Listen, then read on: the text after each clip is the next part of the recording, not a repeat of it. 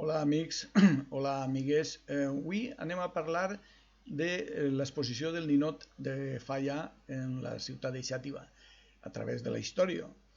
Per què? Pues, evidentment perquè en aquestes dates, estos dies, venia a ser habitualment en els últims temps el moment en el que els fallers començaven a portar els ninots a la Casa de la Cultura de Xàtiva i en el seu saló d'exposicions de la planta baixa quedaven exposats els ninots infantils i els ninots grans per a ser juzgats per el jurat que anava a determinar el premi a qui de tots se li donava enguany, no? Evidentment que no van haver falles enguany, no va haver tampoc exposició del ninot, però sí a través de les redes socials, com de les xarxes, com és Facebook, pues, intentaré refrescar la memòria un poquet. Tampoc és pretensiós este programeta o esta gravació, simplement pues, això, fer un repàs lleugeret sobre la història del ninot. Per què a Xàtiva tenim el costum de fer exposició del ninot, de premiar un ninot, també es fa en altres poblacions, però així tenim la nostra peculiaritat pròpia, no? És la qüestió que, bueno, ahí teniu un ninot que he ficat jo de l'any 68, crec que és, sí, efectivament, i altres ninots que han sigut també premiats, com un que representava a Urtain, vos el posa ara mateixa també, i altres diversos. Per exemple, també ha sigut premiat una figura de l'agente Pardo, el detective Pardo, Pardet, que ja no està entre nosaltres l'home, pues, també va ser una figura premiada com a premi del ninot. És un honor, és un honor, no és una crítica que unos iscan la falla representat, més bé un honor.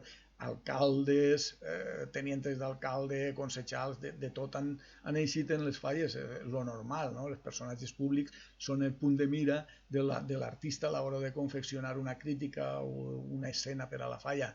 Bé, a lo que anàvem.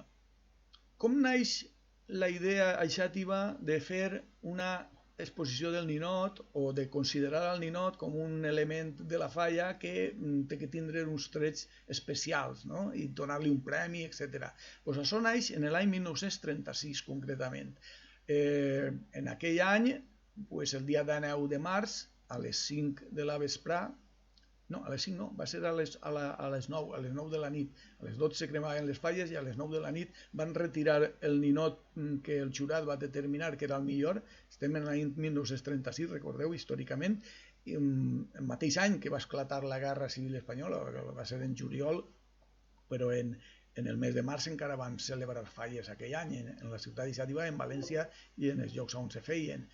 La qüestió és que van premiar a uno dels ninots, concretament era el Perrero. El Perrero era el senyor que enllaçava els gossos en Xàtiva a càrrec de l'Ajuntament i el duia fins a la Perrera municipal, on lamentablement en aquell entonces se sacrificaven o no sé què se feia en els gossos en aquell moment. És la qüestió que al pas del temps pues allò va anar prenent forma. Van desaparèixer les falles per culpa de la guerra, però al tornar després de la guerra, en els anys 40, pues, se va decidir de fer també algun sistema per al qual se premiara al millor ninot del conjunt de les falles de Xàtiva de cada any. I se feia a través de diverses activitats, fins a arribar a lo que és i en conegut com la cabalgata del ninot. També va haver uns anys que se celebrava una coseta que s'anomenava el tren faller. El tren faller de Xàtiva era un sistema per el qual les comissions acordaven anar-se'n fins a l'estació pròxima, en aquest cas la de Manuel, cara amunt en la línia del Coll al Boi, i el Genovès, i des d'ahir pujaven al tren i el tren aterrissava arribava a Xàtiva i allí ja les bandes de música i de més s'esperaven en la plaça de l'estació i des d'ahí iniciaven tot un recorregut per la ciutat, pues, alegrant al personal perquè ja venien les falles i hi havia que anar fent boqueta, no? Pues, al pas del temps allò se transforma en la cabalgata del ninot. La cabalgata del ninot, que és un espectacle on se disfressen les persones i se traslladen per mig de l'Albereda. En un principi, en els anys 60, principis de 70, el ninot se portava en eixa cabalgata, o bé a hombros, tipo com si fos una imatge de Setmana Santa, tipo en un carret en rodetes estirant-li. La qüestió és que pues, se passejava el ninot per l'Albereda i després se duia fins a algun lloc on estiguera exposat per a que el públic el vegera, no? La qüestió és que passa el temps i n'hi ha diversos llocs on se exposen estos ninots de cara al públic. Un d'ells va ser d'enfront de la Font del Lleó, concretament on avui està el local de la Diputació de València, que se dedica a la recaptació dels tributs.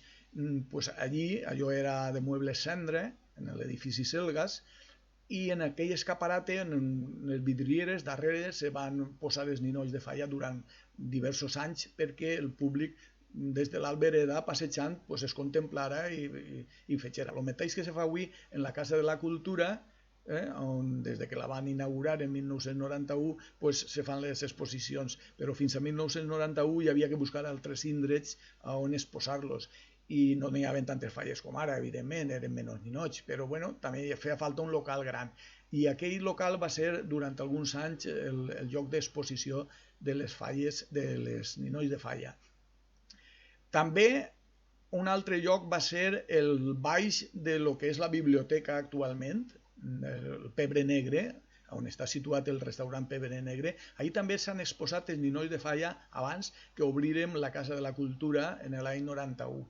Després de restaurar-se aquell edifici i destinar-lo l'Ajuntament a Casa de Cultura. I bueno, pues ja finalment en la Casa de la Cultura, des d'aquest any 91, que estem rebent els ninots de Falla per a, pues això, veure quin és el millor, donar-li el premi, va al jurat i determinar quin és el premiat.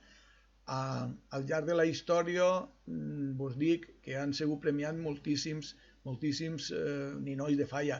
La majoria han desaparegut. Ara últimament la Junta Local Fallera els ha arreplegat, com que n'hi ha un museu faller, i els indultats del foc, el millor ninot de Falla que determina el jurat cada any, passen a ser exposats allí en aquest museu faller per a, diguem, l'eternitat, no? Que lluïsquen allí durant molt de temps. Famosos que recorde la gent més major que han sigut premiats, pues, ha estat, per exemple, el Pellero de Canals, que era un personatge que venia a bescanviar caixetes de mistos que donava per canvi de les pells dels conills, quan la gent tenia conills en el corral de casa, en les cases unifamiliars, avui en els pisos això seria impensable. Avui vas al lineal del supermercat i compres el conill ja mort, obert i a punt de menjar-te pràcticament.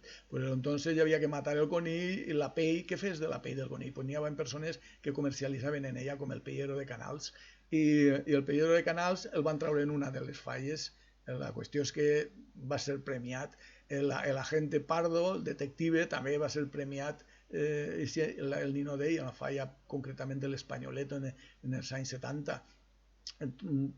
Alcaldes, tenientes d'alcalde, consejals, la veritat és que més bé és un honor eixir en premiat o ser representat en un nino de Falla que no ser-ho. I és senyal de que existeix i que la gent se fija en tu, no? I a més que la crítica és sana.